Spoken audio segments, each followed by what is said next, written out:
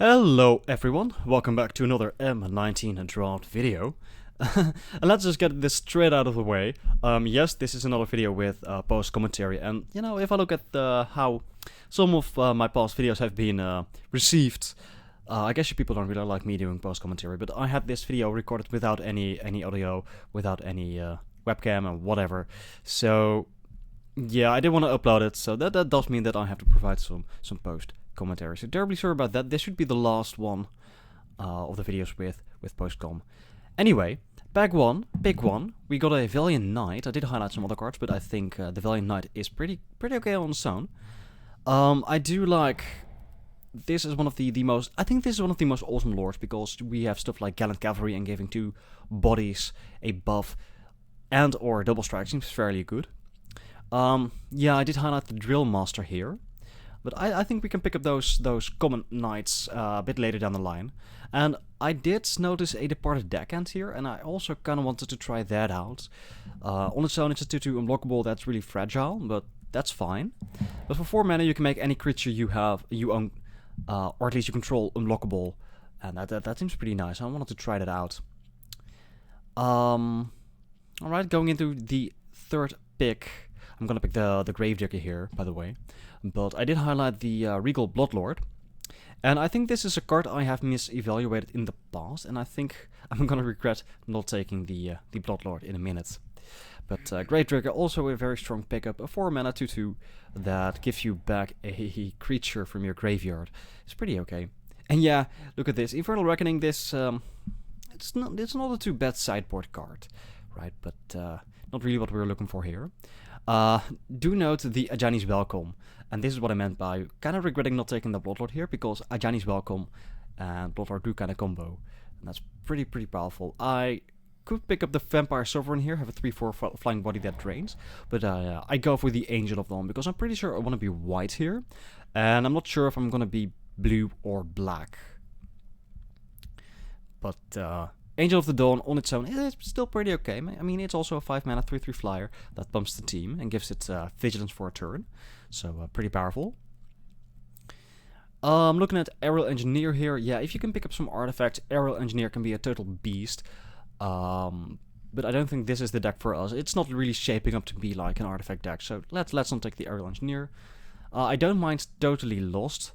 But I also like a Skeletal Archer. The format is full of X1s, and you know, having the 3/3 body with built-in removal, or even being able to ping your opponent, that's pretty good. That's pretty good. So we pick up a Skeletal Archer, and yeah, it looks like we're cementing black-white here. This pack, it's not the best, but I do like 3/2s with flash. I don't know, I've a certain love for these 3 mana 3/2s with flash, so I'm just gonna pick up a Heartblade, and pick up a Child of Night, just to have another 2-drop, and a Knight of Dusk here. That's not really the knight you're looking for with Valiant Knight, but still, if you can cast it as a 4/8 with Vigilance, that's pretty sizable on blocks. Almost any creature on the grounds in the format, so that's pretty okay. Move over the departed deckhands to the sideboard. We're not likely to be blue at this point, and I don't really feel that the deckhand is a card that you want to splash for. So I could have taken the 1/3 with lifelink, but I do like having the explosive apparatus, just either as a removal spell or the extra bit of reach if your opponent is really low and you lack the means to effectively punch through their board. 2-headed zombie going straight to the sideboard. Here I just pick up a Cinder Barons. Nothing really else too interesting in the pack. Maybe we want to splash something, so. And Infernal Reckoning for the sideboard. I do kind of like Infernal Reckoning. Mostly because it does something that black isn't really known to do. It destroys artifact creatures. And if you think of cards like, you know, Go for the Throat or Terror, you know, black isn't really known for dealing with artifact creatures. And Infernal Reckoning is pretty okay. So, last few picks, crash through islands, nothing too interesting. Look at this. Ooh, interesting pack here, right? We do have a Chaos Wand, we do have a Make Stand, we do have a Lich's Caress. Here I highlight the Sleep. I really do like a Sleep though, but we're not going to play that here. I end up taking the Chaos ones, because if your opponent has removal, you can basically use that against them. I do have to note, I don't like how the card is, it's terrible slow, right? For 3 mana, if you cast on turn 3, you're not getting any value off of it. So maybe on turn 4, and then you're still subject to RNG. But I do want to try it out, so I picked it here over the Lich's Caress.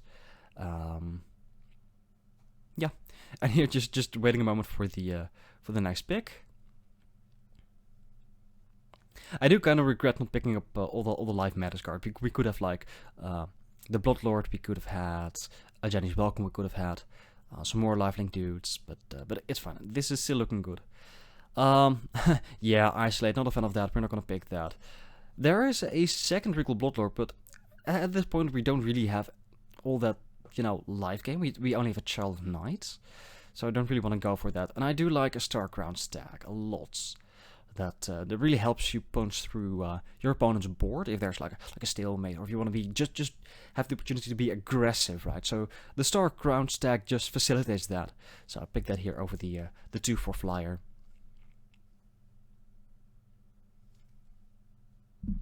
All right, I'm terribly sorry, by the way, if you guys can hear me drink in the background, but I do have a sore throat, so it's kind of a necessary evil here. Otherwise, my voice is just gonna break down, and yeah, nobody wants that.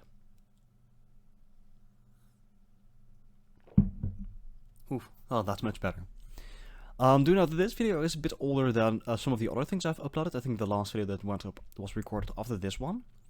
So some of the commentary in that video is meant it just refers to this one. But here we can pick up a Gallant Cavalry, and I do really like that with the Valiant Knights in our main deck. Making 2 Knights and giving them both +1/+1, and for 5 mana double strike seems really powerful. So I'm pretty happy to pick up a Gallant Cavalry here.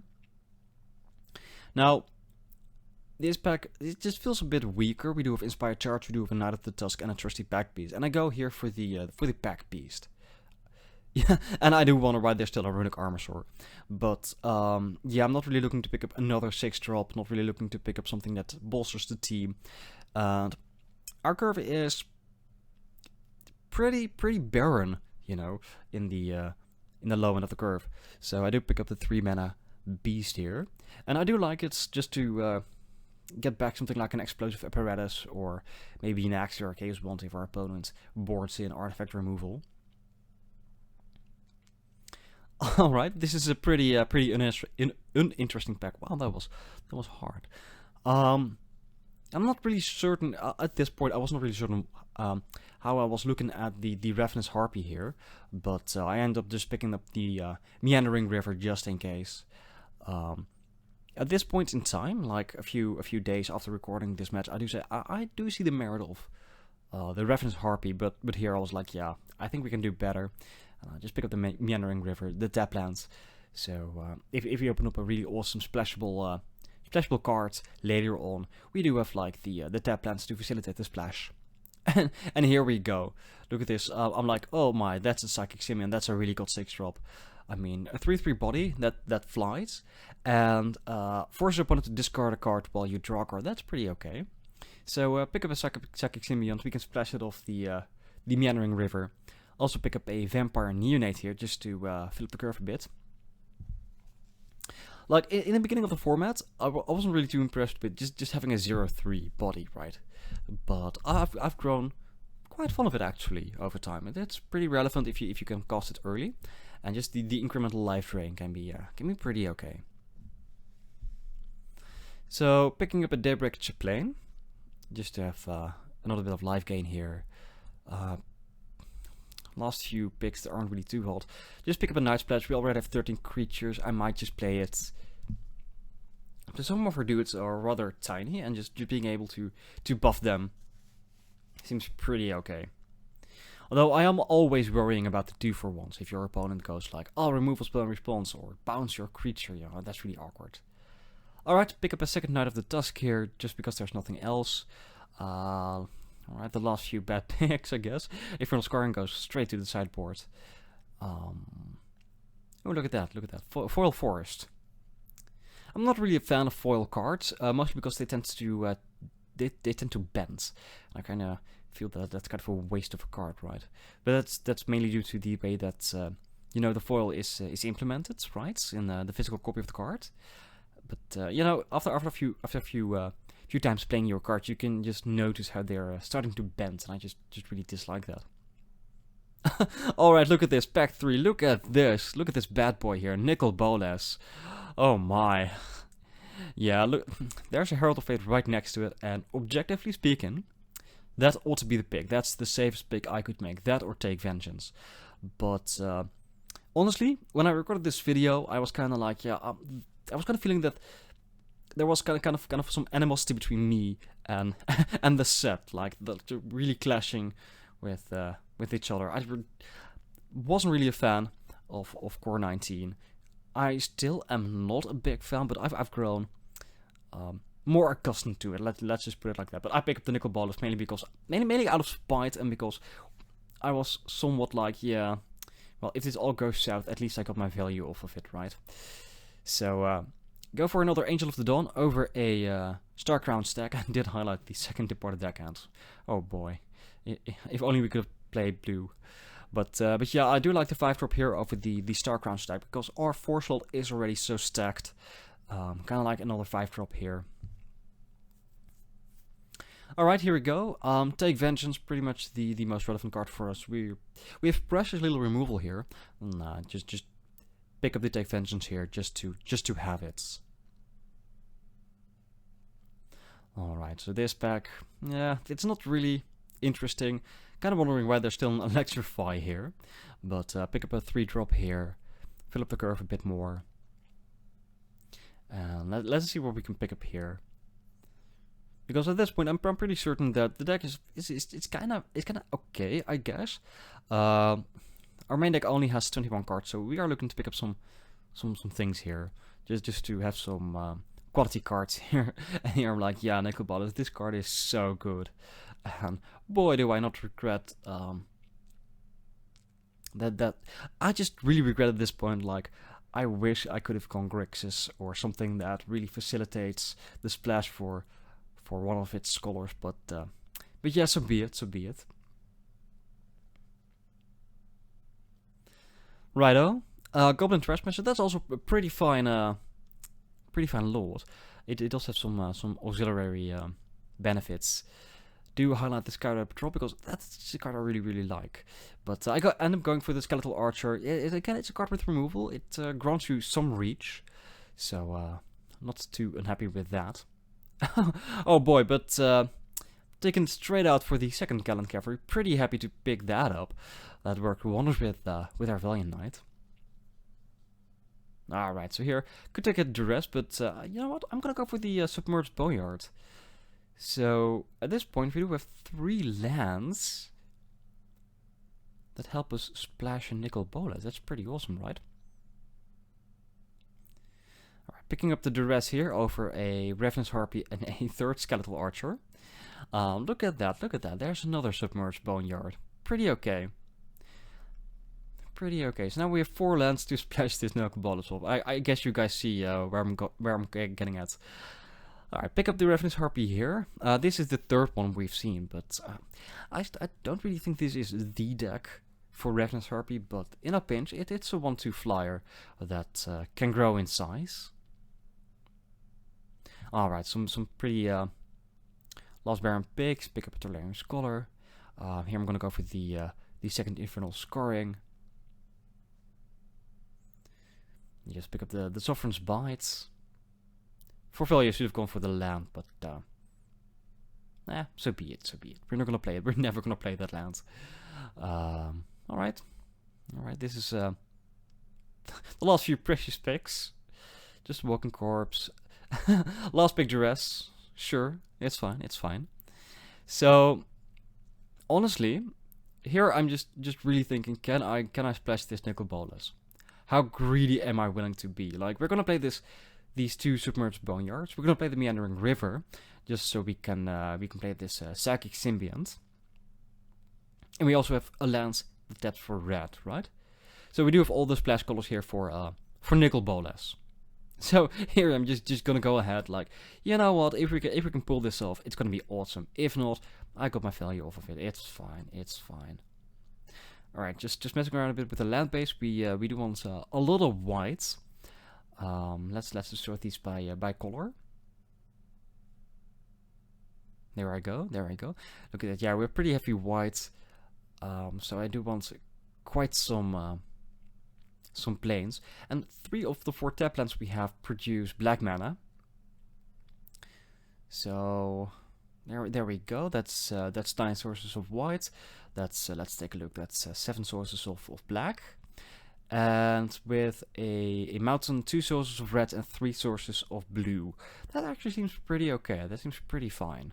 Right, so we're just gonna try this. We're gonna try this. The greed is really real. And talking about that, if you get the how should I say that, the thumbnail, you know, you should let me know in the comments, right? All right. So here I do change my mind. Take out the Night of the Dusk. Having 3/6 drop seems a bit too much. So I end up, I think, yeah, I end up bringing back in the Ravenous Harpy. Do want to try it out though. There's also a case to be made for Blood Divination, just to be able to draw some cards. But again, I don't really think this is a deck that wants to sacrifice a lot of creatures, right? So I do like the Ravenous Harpy, because we do have a Marauders Axe, we do have a Night Splat, so we can make it grow in size. And if we can, you know, like negate something like a shock or something, that's just fine. So we're going into a match 1 like this. Match 1 should start fairly soon.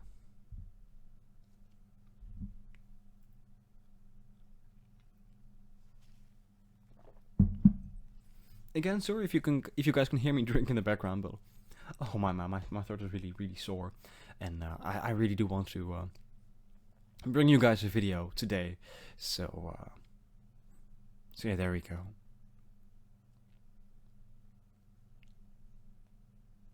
And I know a lot of you will be thinking at this point, is it really a smart idea to splash for the Nicol Bolas?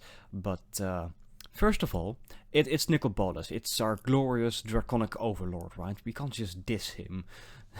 I really want to play this card. Actually, to be quite honest, I've been not having a great time playing paper Magic. You know, lately on at FNM, we mostly play Commander, and you know, the group has shrunk in size a bit, right? So I'm really a play for fun kind of guy, and lately I've been sitting with people who are just like want to win, right? No fun allowed. So I've been pretty miserable during quite some evenings. Well, that's maybe a bit much, but I haven't really enjoyed myself as much as I would have liked to. So I do kind of. But seeing Nicol Bolas does make me itch to try out a new EA deck, new Commander deck. But yeah, we kept this hand, so we it's a bit slow going. Chaos wanting to Gallant Cavalry, but if our opponent has some awesome instant or sorceries in their deck, maybe we can get some sweet value off of this wand and just get there. But they go turn 2 into Doom Dissenter, not applying a lot of pressure, so I'm kind of okay with this decision in hindsight. Alright, our opponent, not our opponent, what's that? Our opponent reveals that they're also in the Ors of Color of sorts, and no turn 3 play. Interesting. Look at this explosive apparatus, just really late. Just where were you in the past 2 turns? But here we go, turn 3 Chaos Wand. Our opponent is probably reading the card like, what are you doing here? What's that? And here we go, past the turn. Our opponent plays their 4th land, attacks for 1. It's pretty okay. We're going down to 18. Still no pressure. So look at this, Nicol Bolas. Yeah, this is the moment where our greed bites us in the ass. But we do have stuff going on. So here I go, Gallant Cavalry, make 2 knights. And make this Doom Dissenter pretty much unable to attack here. Although, of course, they could suicide run into it just to get a 2/2 black zombie token. So 5th land for our opponents, and they're gonna spend it well, 4 of it at least anyway. Dwarven Priest, that's a good blocker there, 2/4. Kinda makes our attacks a bit hard here. So Cinder Barons, alright, we're getting somewhere with our mana. So decide to activate the scales one, see if we can get something. Let's take a look at Take Vengeance. Oh my, destroy target tapped creature. That's just the worst. Now the reason why I did this during the main phase is because I kinda made a fatal error here. I didn't really feel like playing the Angel of Dawn, and I wanted to see if I could get a removal spell off of Chaos Wands, right? And Chaos Wand says you may cast that card, the cards you find, right? So somehow I was thinking that the normal, time rules would apply to casting that card. If you hit a sorcery, you can't cast it at instant speed. But yeah, that's a mistake on my part, because you cast it as part of activating Chaos Wand's ability, so you can actually cast sorceries at instant speed with that. So yeah, here I'm looking at like, did I make a mistake? Yes I did. Not that it would have helped me anyway, because, well, Angel of the Dawn, if they had it in their hand, I don't think so though. But giving the whole team Vigilance does kind of negate the Take Vengeance. Right, so I could play an Angel of the Dawn here. Doesn't really do all that much. I mean, we can block their Angel of the Dawn, but I was really tempted, really eager to see if we could get something off this Chaos Wand. So I paused the turn, keep up Chaos Wand mana up, and or Apparatus mana. And yeah, I don't think this was the right decision. I think I should have cast the Angel of the Dawn, just attack, maybe. Although then we probably just would have traded a Knight for a Doom Descender if they block with both the Dissenter and the Dwarven Priest. But just having the 3/3 flyer on board, that would probably be my best decision here.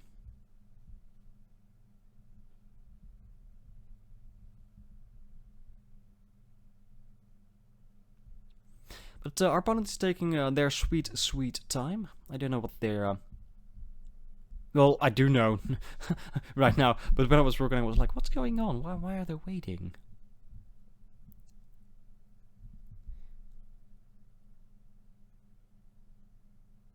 Alright, there they go, to combat. Just attacking with a 3/3, and here I go. Let's see if we can hit something off of this Chaos Wand.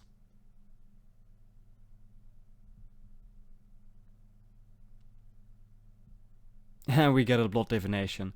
Yeah, that's pretty bad for us. I'm not really looking to sacrifice our creatures here. That seems like a pretty bad decision. So decide not to cast it. Just take 3, go down to 10. And let's see if our opponent does anything in their second main phase. And they do Sky March Blood Ladder and drain us for 1. And they pass the turn here. Oh, no. Oh, no. Look at that. Oh, here, look at me talking about, oh, I remember what happened. No, nice pledge. Well, they have a 4/4 flyer here. Look at this, Submerged Boneyard. We're so close to Nicol Bolas mana. Oh boy. But here I'm like, yeah, I'm gonna need something here to deal with this board. Let's see what they have. And we find an Inspired Charge, and I'm basically like, yeah, that's not gonna do anything. So scoop it up here. And let's go to sideboarding. So first instinct, just run back the deck. They are bound to have removal on the deck, right? So Chaos Wand should do something at some point. Although I wasn't really happy with it. Like, we got this Blood Divination on a board where we didn't really want to get rid of our own creatures. We hit a charge at the wrong time. I mean, we could have attacked. They can probably just 8, drop down to 15, and then kill us on the crackback. That's not really good. So here I decide to take out this Chaos Wand. Just bring it in a duress. Oh man, I apologize. Oh, let me just take a sip of my drink here. Ooh, better.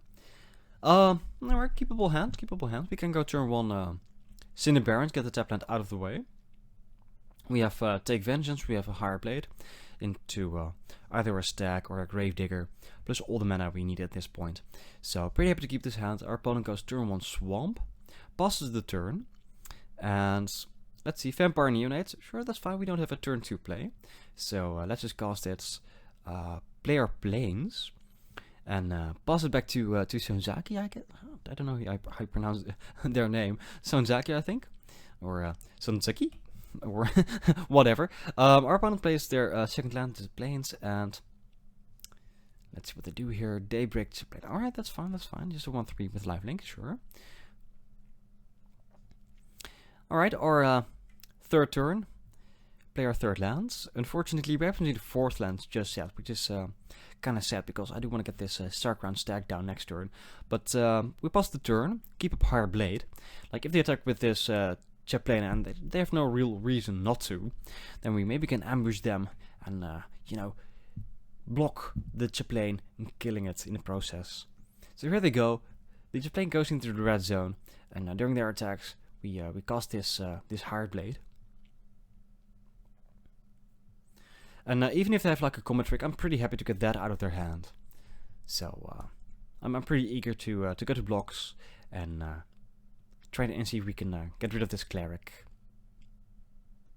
Alright. Fortunately, no combat trick. 1/3 just dies. And our opponent goes ahead, casts a Doomed Dissenter. I don't know why the damage was marked on that, but sure. Alright, still no fourth land. So we just attack here. If they want to block and get a 2/2 zombie, that's fine. We do have the apparatus. We do have the Take Vengeance, so we can just get rid of it. It's just fine. And our opponent indeed goes for that, trading in the 1/1 for the 2/2. And in our second main phase, we go ahead, play this apparatus. Keep up 2 mana for this Neonate, so we can just block the zombie if they attack, and then drain them for 1. So, fourth land for our opponent, and they go straight to combat. Alright, here I should be like, yeah, they're way too eager for that. Maybe I should just take 2, but I do end up blocking here. Sure, and of course for 4 mana, our opponent just goes ahead in a minute. There they go, their Skeletal Archer. So I just drain our opponent for 1 here. They're obviously gonna ping my my Neonate, killing it. And there they go, Skeletal Archer's ability goes on the stack towards the Neonate, and we lose our little vampire that could. So this is somewhat awkward, so still no fourth land. Drew another 5-drop. Here I'm just, let's just attack. We are somewhat ahead in life. We can just kill the 2/2 whenever we want. If they wanna trade with this blade, it's totally fine. So just attack for 3, pass the turn to my opponents, and they do hit their land drops. I'm quite envious of them. So they attack here for 5. I just go ahead, kill the zombie. Of course, hoping they don't have like their inspired charge in hand. That would have been quite awkward, but they don't. So sure, get rid of the token, take 3, and let's see what our opponent does. Starground Stack of their own. All right, this is a pretty awkward situation for us. Look at this, a 3-drop. Well, it's fine, it's fine. So I attack here for 3. I have no real reason not to attack here. So our opponent goes down to 14. We play our Pack Beast. Just a 2/3. So the reason why I just attacked there is if they are gonna attack with their stack, they're obviously gonna tap down the 3/2. So I might as well get some damage in. But here we go, Pack Beast, get back our apparatus. And that's unfortunately just it. So here our opponent finds their 6th land.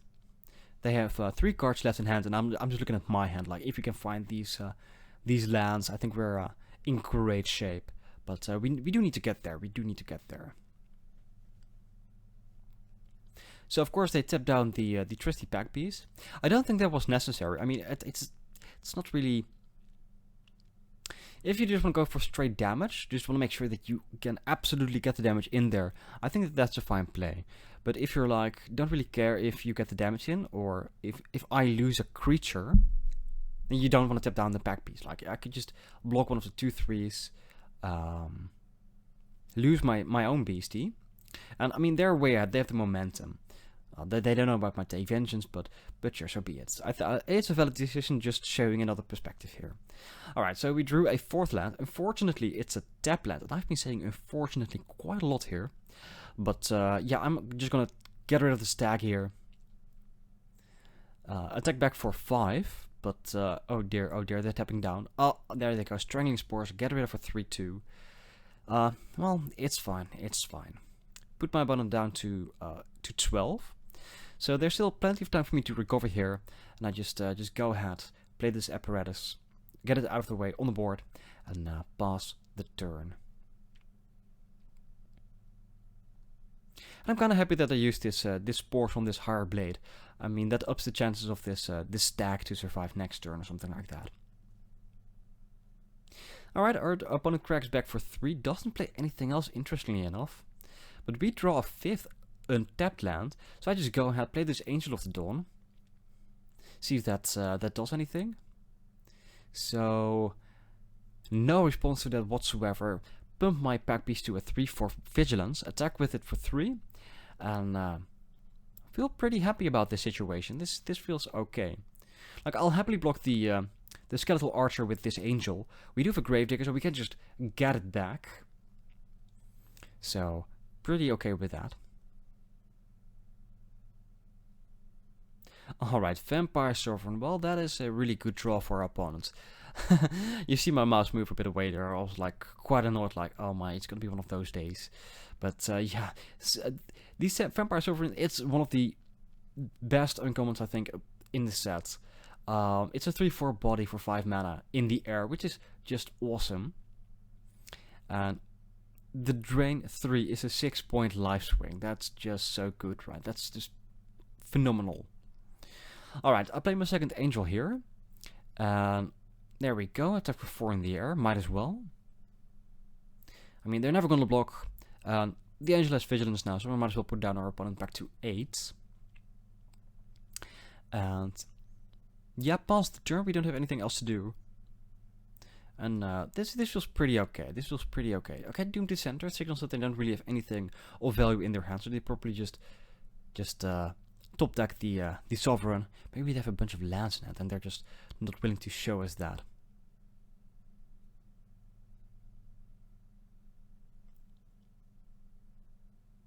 Alright, going to combat.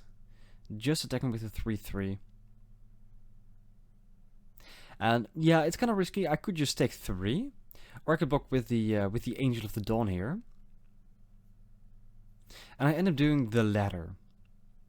So yes, we can get back the Angel of the Dawn with Gravedigger, or we can just keep back the other Angel and keep up Explosive Apparatus, so we can trade those two for the Vampire Sovereign if they so choose to attack. But here, pretty elegant solution. We drew a Marauder's Axe, so I play that, give it to the Angel, make it a 5/3. You know, just stay back here. Just stay back here.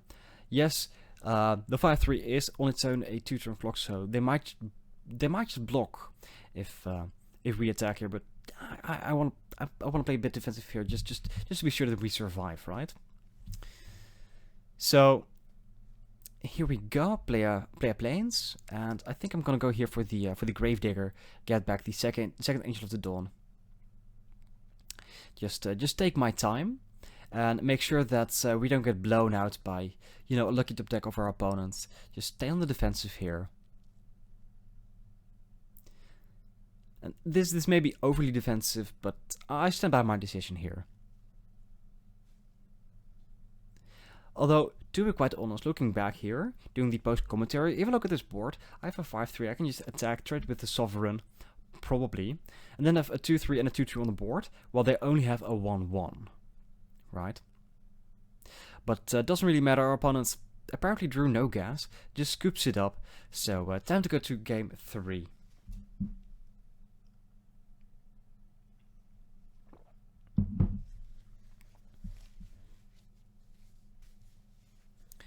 Well, before we get there, I just want your thoughts on just one matter, because I've been working on like a bit of an outro bit for these videos. So if all goes well, that should be included in this video, in the last bit. So if you guys see that, just let me know your thoughts about that. I'm kind of curious if you guys are like, yeah, that's pretty cool, for you to include that, for you to put in the effort to make that, or not.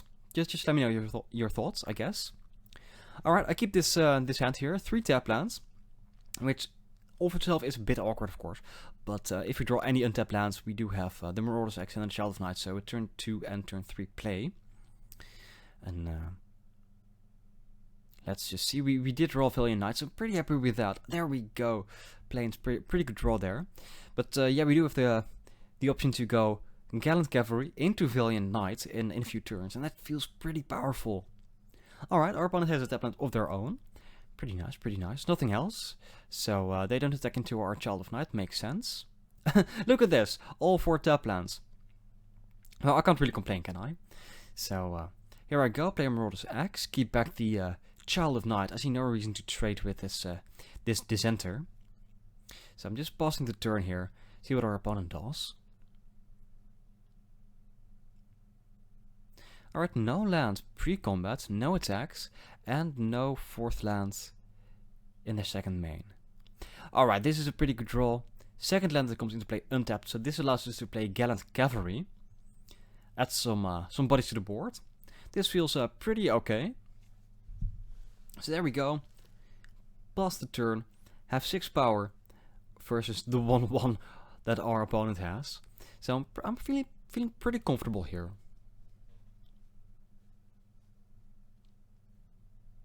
So our opponent just goes straight to combat, from the combat straight to the second main phase. Hasn't played a land yet. But there they go, Knight's Pledge. Make their little Dissenter a 3/3. Oh boy, would you look at that. Nicol Bolas himself. Alright, so I'm gonna play a tap land here. And there I do have the option to go for the Valiant Knight, make our Knight 3/3s and just attack with them, or I could just play the 4/4 flyer that forces our opponent to discard a card, so I just go for that. Finally show our opponent what we were splashing for. Oh boy, it's a doozy. So there we go, Nicol Bolas, the Ravager, hits the field, our opponent discards Make a Stand, and there we go, pass the turn. I have no real reason to attack here. I mean, next turn we can put down this Valiant Knight and suddenly have a force to be reckoned with. Plus we have the 4/4 flyer. Alright, so our opponent just has a Skymarch Bloodletter. I think they just drew that, I think.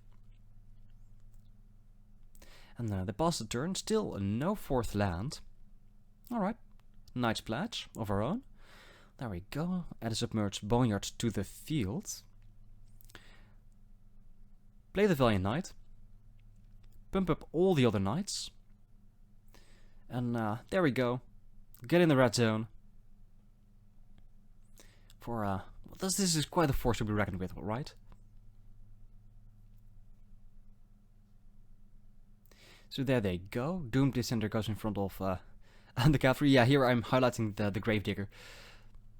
Because I think against the black deck, you want to get rid of the tokens first, because you have Macabre Waltz, you have Gravedigger, you have the 3/3 Legendary that reanimates stuff.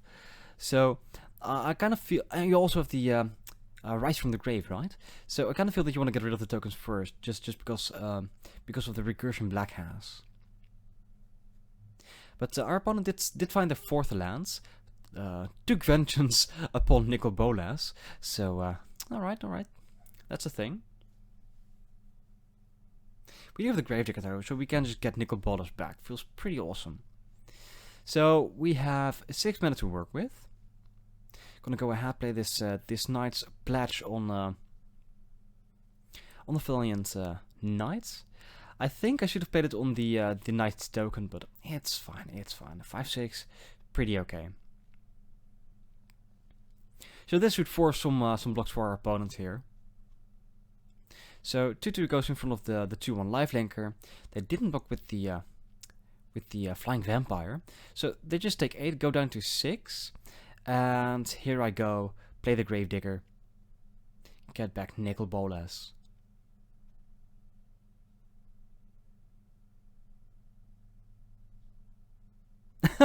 Here our opponent responds with lol. Yeah, this is they're quite a tight spot here. At only 6 life, we have 10 power on the board and a 4/4 flyer in the barrel, so feels pretty okay here.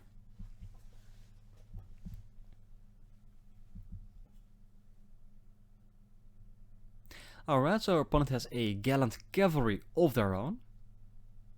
That does give them a turn.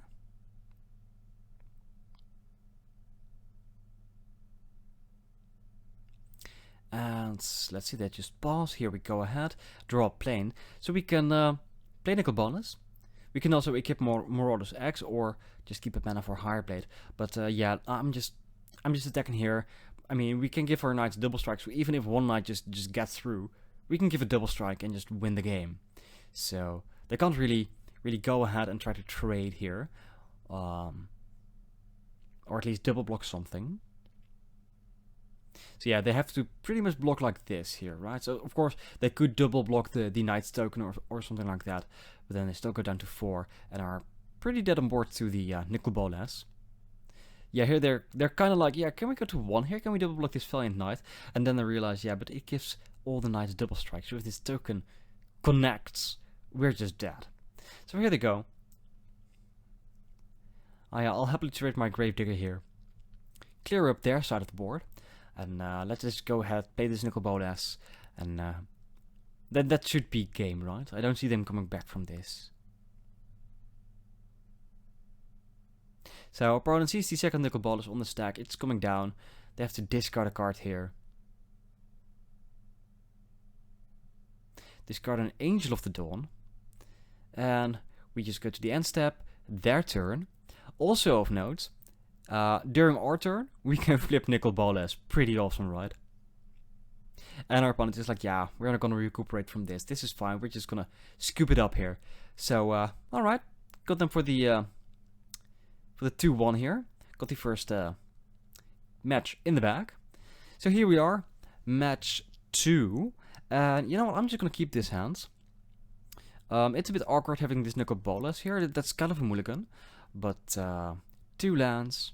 If we get a 3rd land, we can play this Ravenous Harpy. If we can have 4 lands, we can go Archer or Cavalry. So this sequence is pretty nice. We just need to draw some lands. All right, lead up with the plains. Pass the turn to Dizzy Stuff, and they play an island. All right, there we go. 3rd lands. Pretty happy to see that. So we play a swamp. I think this risk. Some of the decks you see in Core 19 are pretty slow, so I think a lot of the time you can pretty much go ahead, keep the hand that's not too fast, especially if you're on the play. All right, there we go. Ravenous Harpy, get that down, and just pass it back. We're gonna take 2 off of this departed deckhand, but that's fine. That's fine. So of course they attack, no blocks for the most obvious of reasons. It's unblockable. So they didn't play anything there on turn 3. Do draw Take Vengeance, not a 4th land, unfortunately. But I'm just gonna go ahead and get rid of this deckhand while I can. I don't know if they kept cancel mana up, but that's not gonna save their deckhand. I mean, you have to sacrifice it when it becomes the target of a spell, right? So your opponent only has to cast it. It doesn't have to resolve. So we take back for 1, put our opponent down to 19. 4th land for our opponent. Here they go. They finally... Oh, look at that, Dragon Sword. Alright, alright. So they basically still have Essence Scatter mana up. So I'm not really keen to play this Higher Blade at Sorcerer speed. So I'm just gonna attack everyone with the harpy, and I'm gonna pass the turn. Like if our opponent taps out, sure, I'll play this higher blade, but there is the argument that they could draw a counterspell right here. And here I do make a slight misplay. Here our opponent plays a Tormenting Voice, drawing 2 cards, discarding an island. I should have cast the Hard Blade in response, because they could draw something like a counterspell off of the Tormenting Voice. And what we do see here is that I do cast the Hard Blade in their end step, and our opponent will go ahead and play an Essence Scatter. So if they had just drawn that off the Tormenting Voice, then I could have prevented the counterspell here. On the other hand, it's pretty nice to have that out of the way. Alright, drew a 6-drop, still no 4th land in sight. So just take the risk. Knight's Pledge on the Reference Harpy. Our opponent had no response, so they don't have a bounce or burn spell in hand. And we can get in there for 3. A 3/4 is a sizable body. I mean, it survives a shock, it survives a lightning strike, it's still weak to fiery finish or electrify. Also, of course, still weak to bounce spells, but it's fine. Alright, sometimes you do have to take the risk. So our opponent plays a Pocket Brood and passes the turn. I don't know if they're keeping a counterspell in hand or something, but you know, I'm not going to hold back. I will attack for 3 first, just to see if they want to bounce the Harpy or something like that. But they're just going to take 3. It's fine. They don't have the bounce spell. So we cast Gallant Cavalry just because it's the most threatening of the things we can do here. Alright, our opponent has the 2nd Essence Scatter. Counters our Gallant Cavalry. But it's fine. As it is right now, we are winning this race here. So feeling pretty confident. Alright, we go down to 15. Our opponent plays a tap land, 2 cards in hand. And goes ahead, plays this Psychic Symbiont. So I think the safest discard here is Nicol Bolas, but I'm gonna go ahead, discard the Knight of the Dusk. I really don't want to show our opponent the Nicol Bolas. Kind of want to keep it a surprise, right? So here I go, attack for 3. See if they want to block with their Symbiont. They don't, so they just go down to 9. And here I go, Apparatus, and I just blow it right here, right now, to get rid of the 3/2 Menace.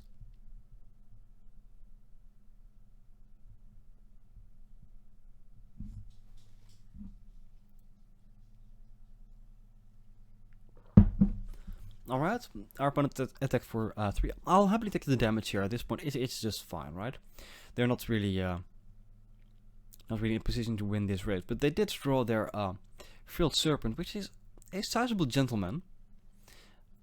But I'm still pretty confident here, So attack for 3, put our opponent down to 6, and I'm just like, let's play this Valiant Knight, right? If we do get the land next turn, then at the very worst we can trade with the Sea Serpents. But it is a lethal threat in and of itself, so not unhappy to see that. And it does appear that it does give our opponent some pause here. Like, I feel that they can't really attack here, right? They do have to have something against our creatures here. They are at 6, so we have lethal on board. On the other hand, our opponent does also have the 2-turn clock with 7 power in total. I mean, they could just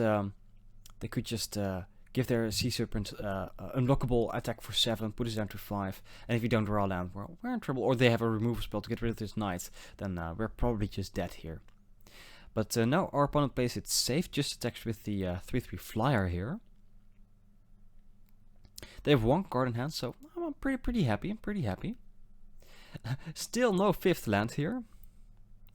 So yeah, we can play a Debrick Chaplain, we can play Skeletal Archer, all fine. Just attack for 3 in the air. Put our opponent to 3. And go ahead, cast this Skeletal Archer. I mean, Daybreak Chaplain really doesn't do anything on this board. It doesn't really add anything. And the 3/3 body, it's a lethal threat here. And yes, incrementally we can put down our opponent to 2. Not that that's important at this point, but you know, it's just there. So our opponent does have to find a way to get rid of at least one creature here.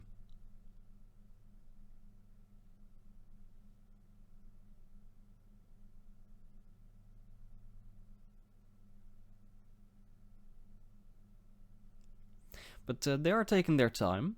That's I was like, are they seeing if they have any option to survive? And there it is, the scoop. So our opponent wasn't confident in how this was going down.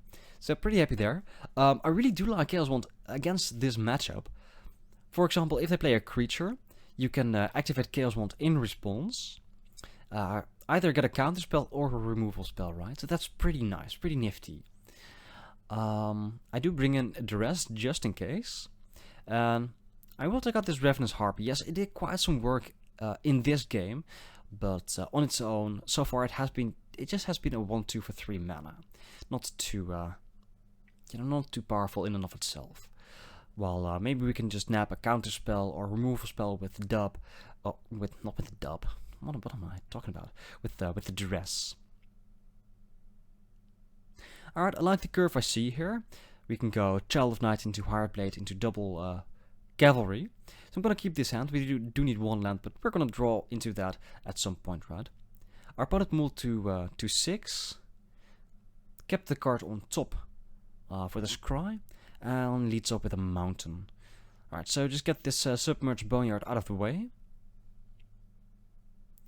Pass the turn, see what our opponent does. They find their islands, no play.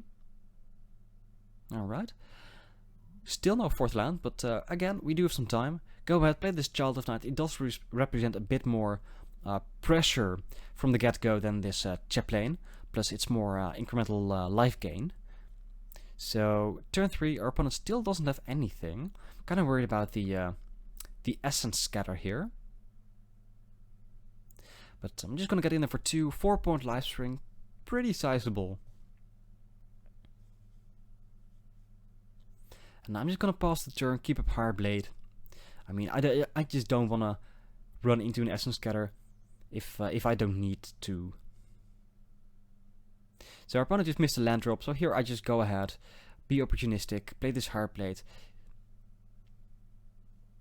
And I think in a moment we're going to see the counterspell. Unless I'm mistaken and I just misremembered. No, there we go. Essence Scatter. And that's fine. That's fine. They missed a land drop, so if you draw a land here, oh boy, and we did. We can play this Gallant Cavalry and have a sizable board state here that should pressurize our opponent by quite a bit. So there we go, Gallant Cavalry. Pretty happy that resolves. I mean, I'd just much rather have a Hireblade be countered than a Gallant Cavalry. But our opponent did find a 4th land. Pretty happy to see it's mountain, not another island. Alright, 4/3. The Havoc Devils, it's quite a good creature. We draw Nickel Bonus. We're still a bit off casting that. So here I think we could just attack here. If they block any of our 2-powered dudes, we can follow our attack up with a Skeletal Archer, shoot the Havoc Devils, and just get it. And if not, we do have either a 2nd Cavalry or a Star Crown Stag. But they do decide to block the Gallant Cavalry again. I think they should have blocked the token, but sure, it's fine. It's fine. Interesting to see the damage just suddenly disappear of this Devils, but you know, zooming in shows it's still there. So we play our Archer, kill the Devils, and pass the turn. And that's 7 power on board. That's a 2-turn clock. So I think I feel pretty confident here, and really feeling like, yeah, we're gonna get there. We're gonna get there.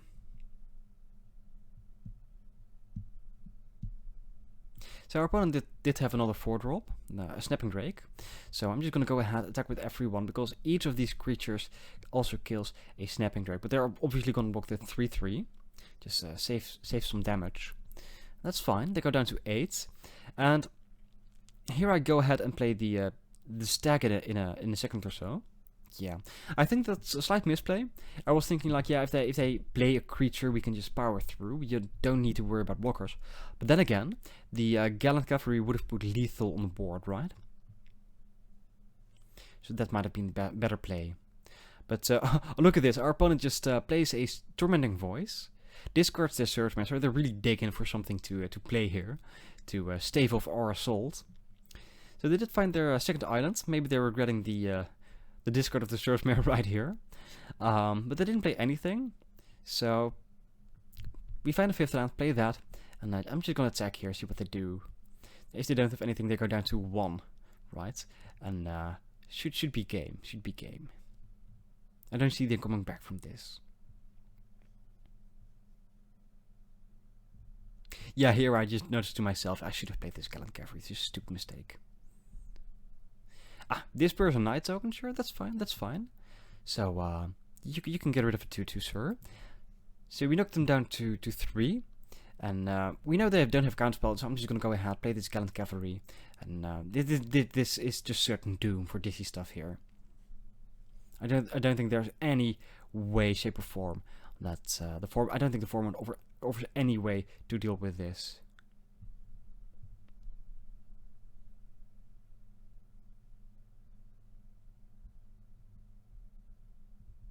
And our opponent just realized that they're not going to come back from this, so they scoop it up.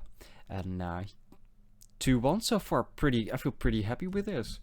Didn't really expect this when I started to draw pick. I was really happy with that Valiant Knight, but look at this hand, perfect hand. If only we had mana. The curve is just awesome. Neonate into Knight, into Child of Night, into Heartblade, into Valiant Knight. That's pretty awesome. But no, unfortunately we can't keep this. But yeah, just getting the Valiant Knight and then don't seeing any knights for quite a bit, or no really good knights like the Gallant Cavalry. Kind of got my spirits down, but yeah, no, seeing how it went this far, feeling pretty happy. So yeah, it's a 5-lander with a 4-drop in hand, 4-drop on top of our deck. But I was like, yeah, maybe if our opponent has a slow start, doesn't punish us for this, maybe we can still get there. And it seems like we're facing the mirror match again, but no turn 2 play. So it seems that our gamble, or my gamble rather, is paying off. Turn 3, still nothing. So kind of feel okay with this. Well, there's a late Marauders X. Doesn't really matter because we don't have anything else to play. So just put that out there. Play a Plains, pass the turn, and quite happy that I took this gamble, or did this gamble. My pronunciation at times just leaves to be desired, right? So our opponent missed a land drop, really interesting. I wonder what hand they kept. But I'm just gonna go ahead, play this Gavin's Gallery. No, that's not really a thing, right? This Gallant Cavalry have the 2 bodies on the board, and next turn I can just go ahead, play this Starcrown stack, or play a Child of Night at Marauders X. But it seems like our opponent just kept some removal in hands without any actual pressure. So Luminous Bonds on the Cavalry, which is fine with me. So just gonna go ahead, play the Starcrown stack, attack with the Knight. And yes, I could have it kept the X to the Knight token and played the Child of Knights. Just a bit more pressure on the board, you know, on its own. But if they go next turn, play a blocker, then the Starcrown stack is just gonna do more. Here our opponent shows their true colors. They're Mardu, I believe it's called, like the red, white, black archetype. And indeed, they just have infinite removal in hands. There they go, the expensive Oblivion Ring. Get rid of our stack. Sure, it's fine, it's fine. We draw a Ravenous Harpy here. So I'm just gonna go ahead. They're tapped out. Yeah, do note that the Ravenous Harpy, we can feed the cavalry to the Harpy here. It's pretty nice, making it a 2/3 flyer. But first off, I'm gonna go ahead, give this knight an axe, and yeah, let's just go ahead and axe our opponent a question for 4, knocking them down to 14. And I'm just gonna pass the turn here. I mean, I have no real reason to spend the mana right here, right now, on sacking the cavalry to make the harpy a bit bigger. Might as well wait for a moment to see what our opponent does. But here they go, Regal Bloodlord. That's a pretty nifty blocker there. So, having seen that our opponent tapped out, I'm just gonna go ahead, sack the Gallant Cavalry, and see if we can start our turn. Alright, unfortunately just a land, no real gas. So I'm gonna give the Marauder's Axe to the Harpy, and I'm just gonna attack for 4 in the air. I could have kept the axe on the knights, see if our opponent was willing to trade their Bloodlord for our knight token. That might have been better actually. If they don't block the knights and block the harpy, we're still getting in there for 4 damage, right? And if they do block the knight token, we got rid of quite an okay creature, right? And still got in for 2. But here our opponent just passes the turn, doesn't do anything. All right, higher blade. That's it's fine. Just attack for 4 in the air again. And again, I should have just moved over this Marauder's Axe, but I kind of want to see what happened here. All right, our opponent has Sure Strike. I doubt they're splashing for that, so they should have something else really cool that's red, right? Or black is their splash. That's also a possibility. But 5 for first strike. Yes, I could play the higher blade, sack all the creatures I have to make the harpy big enough to survive that. But you know, if they have something like the +2/+2 flying in hand, that's just gonna be bad. Although I do feel that they just drew the Sure Strike. Try to move over the axe to the Child of Night, but our opponents just went ahead, played Nightmare's Thirst, killing the Child of Night, wasting our mana, and getting a 1/1 out of the deal. So just moving over the axe to the Knight, keeping up 3 mana for the higher blade. So our opponent just takes a turn, skips combat, plays a 2-headed zombie, and here we go. Play this higher blade. Let's see, we draw here Vampire Neonates. That's not exciting. So I'm just gonna attack it with the 4/2. I think I'm pretty happy with every block they can make. Like if they just throw 1/1 flyer in front of it, that's fine. If they want to trade, that's also fine. So they block with the Bloodlord. I'm like, oh, please don't have a combat trick. Don't have a... Oh, there it is. They did have the Mighty Leap. Maybe they just drew that. But, oh boy, that's a blowout. So here I go. Play the Neonate. Equip the Marauder's Axe to Hired Blade. And I might just have wanted to give that to the Neonate. But it's fine, it's fine.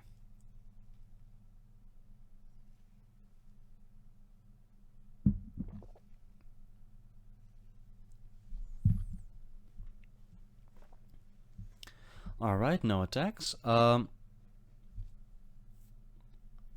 forgot here that the 2-headed zombie has Menace here. Just a bit awkward to watch this this again. Like, oh, no, we can't do that. Oh, dang it. Just bad, overall. But, yeah, just taking 6 here. Go down to 14. Kinda makes me wonder why I didn't attack with the higher blade last turn, but sure. So, here I go ahead, attack for 5. Of course, I can just block with a bad token.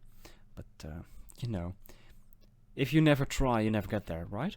So, got rid of a 1/1 flyer. And I'm just gonna pass the turn here, just 2 lands in hand. We can't really do anything.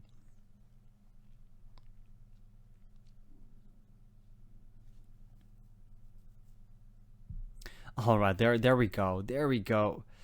Bloodlord and Yanni's welcome both on the field. That's gonna be quite something. Every creature they play here amounts to... gives them another 1/1 token and 2 life in total. That's pretty good. So, unfortunately, I have to take 6 here again. Drop down to 8. Of course, I can drain our opponent here for 1. But it's not going to be enough, I don't think so. So, third plane in a row. Well, not in a row. We had also this Neonate. But 3 planes in hand. Kinda... oh, that's just so bad. So here we just attack for 5. We can put down our opponent to 4, essentially with the Neonate. But like I said, any creature here is pretty bonkers, right? Oh, look at that. Second mountain. Okay, sure. Fire elemental. Okay. Really curious as to what our opponent is doing. Just doing the full-on 3-color deck.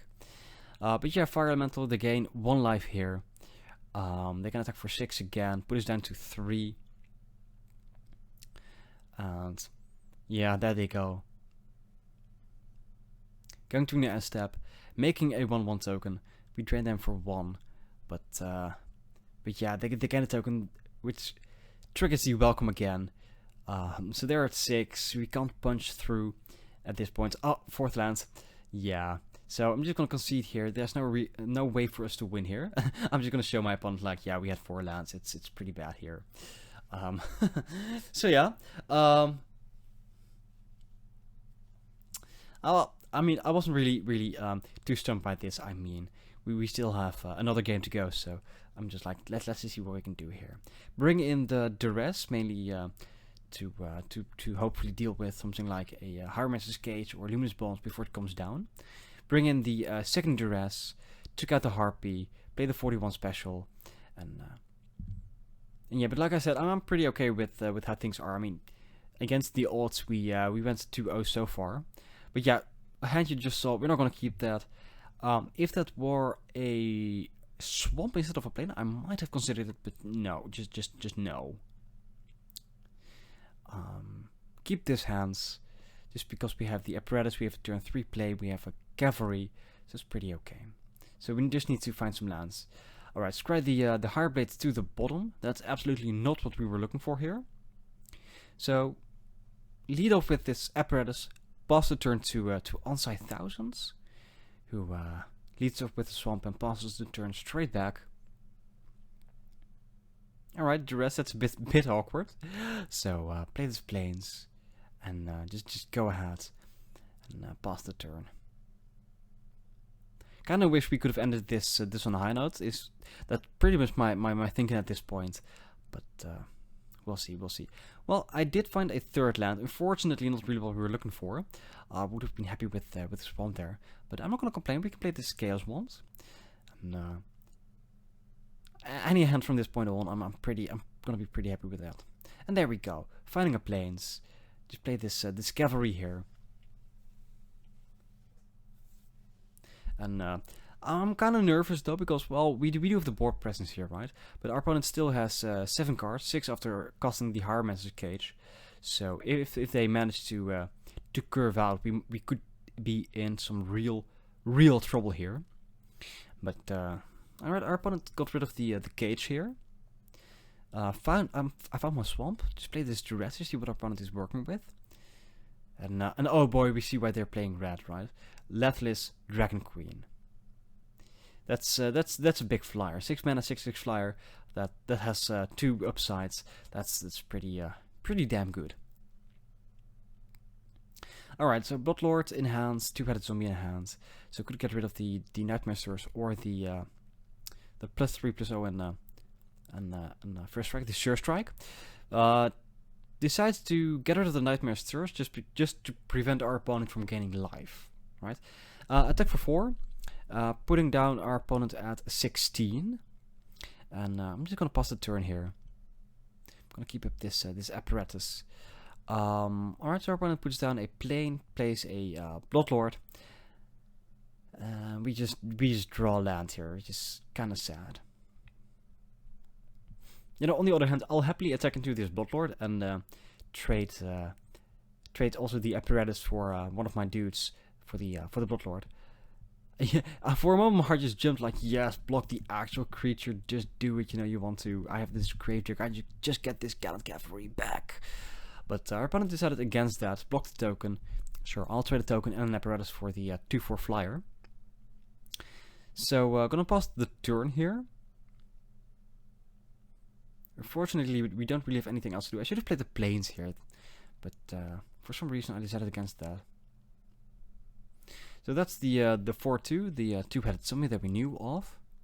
Alright, Skeletal Archer, we do have something to play. So I'm just gonna attack her with the cavalry. I know they have the sure strike, But if they want to block and Sure Strike, that's fine. We can just play this Gravedigger and get back the cavalry. So that's exactly what happens. Still really weird about this this Lethless. I mean, they do have 6 mana. They're just 1 mountain shy of Lethless. So that's quite scary. So here we go. Gravedigger, get back the Gallant Cavalry. And just pause the turn.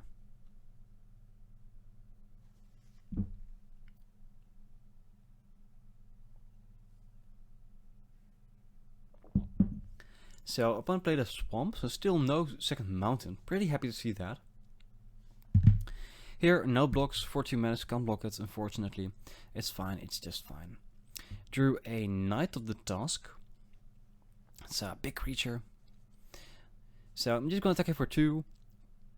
Put our opponent at 12 life. Or, with the Skeletal Archer in mind, essentially just 11. Go down, play this Gallant Cavalry, so in the pinch we can double block this 2-headed zombie. And if not, they attack for 4, we attack for 6. Alright, still no second mountain. So I don't know what our opponent has in their hand. We don't have the Lethless, they have 1 unknown. I don't know if they... Maybe that's also a double red card? So I feel pretty okay here. As long as they don't get this Lethless down, then we should be able to get there. Right? So we are really pressurizing our opponent here. Attack for 6. Play this Knight of the Tusk. Have a grand total of 9 power. So they really have to find something here. They really have to find a solution to this conundrum. And there they go. There's their second mountain. They can finally play their 6/6 dragon. But yeah, it might just be too late here. Alright, another land for us. But look at this board. Look at this board. We can just attack here, right? Like if we attack with everything. Let's just say they block the 3/7 and they block the block a 2/2. Then they go down to 2 and we can play another 3/3.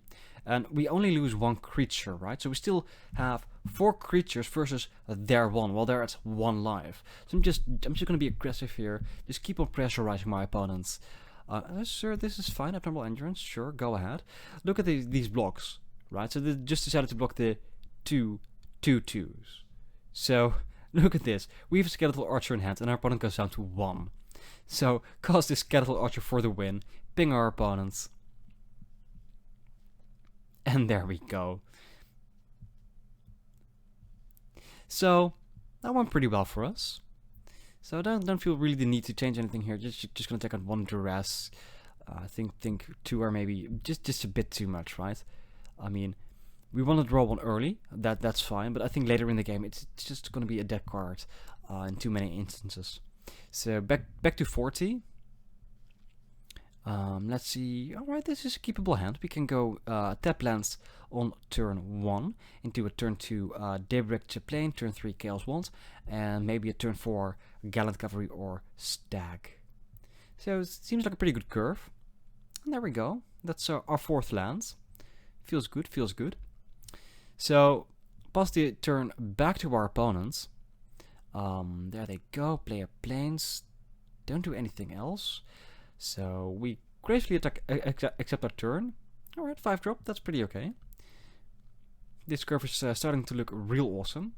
So here we go, the Break Chaplain. Pass the turn, see what our opponent does.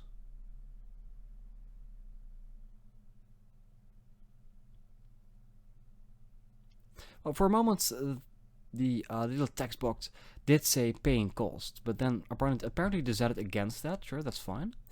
Oh, look at this, Saki Symbiont, and if you draw any 2 lands, we can just cast it off of this river. Alright, so I'm just gonna go ahead, attack with this this Chaplain. Get in for the 1 point of damage. And I'm just gonna play this this Chaos Wand. Might as well get it out of the way. I don't foresee me using this, and this is one of the things where I just not really a fan of Chaos Wand, because we're looking to curve out here, so we're not going to spend 4 mana to see if we can hit Irrelevance, instant or sorcery.